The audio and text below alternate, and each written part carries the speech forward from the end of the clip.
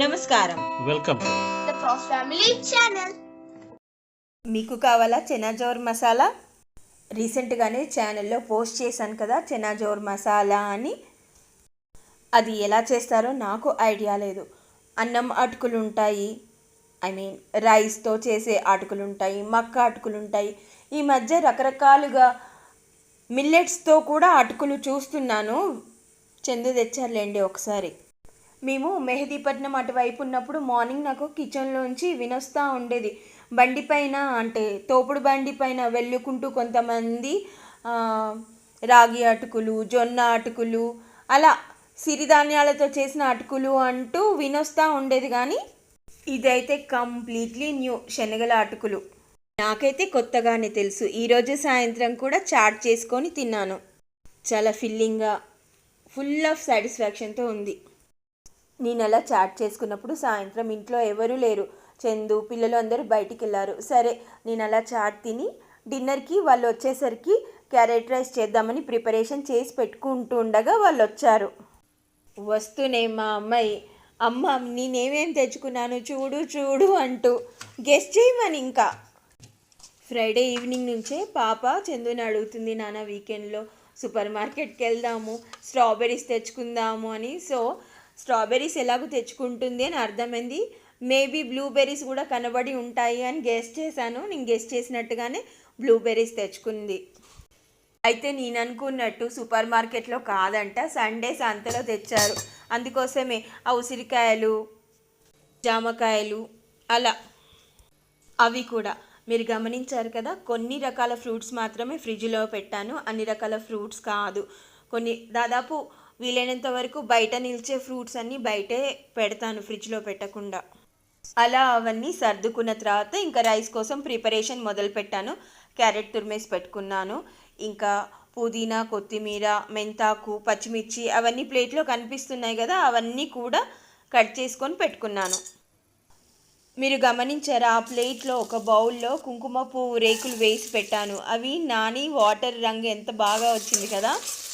ఇంకా ఈ carrot rice కోసం కాస్త నెయ్యి, కొంచెం మస్టర్డ్ ఆయిల్, అవి కాస్త వేడెక్కిన తర్వాత గరం మసాలా దినుసులు వేసుకున్నాను. నేను వేసుకున్న గరం మసాలా దినుసులు కూడా చెక్క, లవంగం, ఇలాచీ, చిన్న స్టార్ అనీస్ ముక్క, ఒక సన్న జాపత్రి రేకు, ఇంకా వెంటనే చిన్నగా కట్ చేసుకున్న అల్లం ముక్కలు, మెంతాకు, పుదీనా, కొత్తిమీర, పచ్చిమిర్చి అవన్నీ కూడా పచ్చిదనం పోయేంత వరకు వేగిన తర్వాత పచ్చి బఠానీ వేసాను. పచ్చి బఠానీ వేగుతుంటే చూడాలి, వీడియోలో క్యాప్చర్ అవ్వలేదు. నేను కాస్త అటు తిరగగానే అందులో బఠానీ ఎగరడం, ఇల్లంతా చిల్లడం, 2-3 అయ్యాయి. అలా ఇలా ఇంతకుముందు ఎప్పుడూ అవ్వలేదు.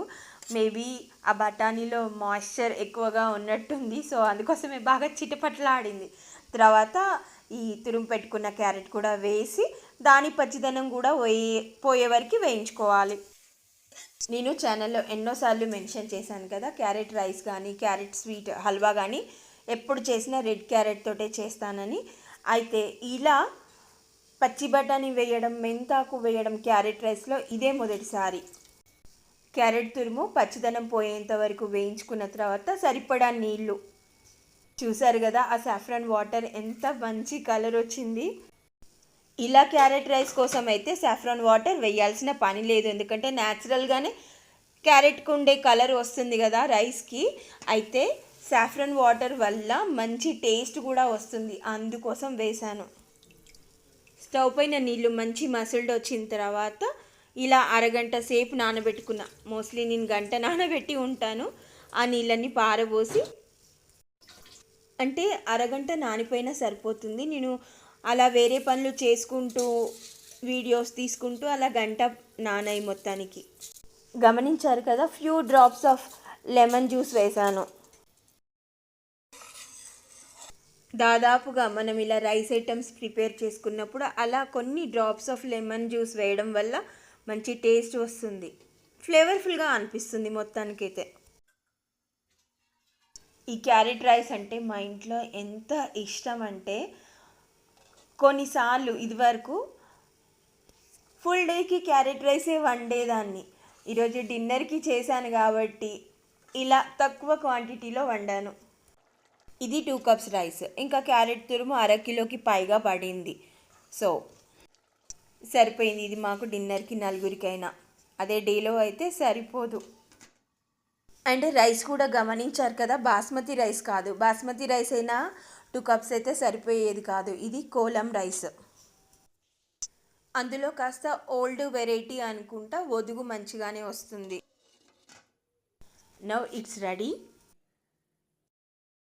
చూస్తుంటేనే చాలా టెంప్టింగ్గా ఉంది కదా. మీకే కాదు, నాకు కూడా ఆతృతగా ఉంది ఎప్పుడెప్పుడు తిందామా అని. మీరు కూడా ట్రై చేయండి, చాలా బాగుంటుంది. మీకు ఈ వీడియో నచ్చిందని భావిస్తూ thank you for watching. Okay, tata, bye bye.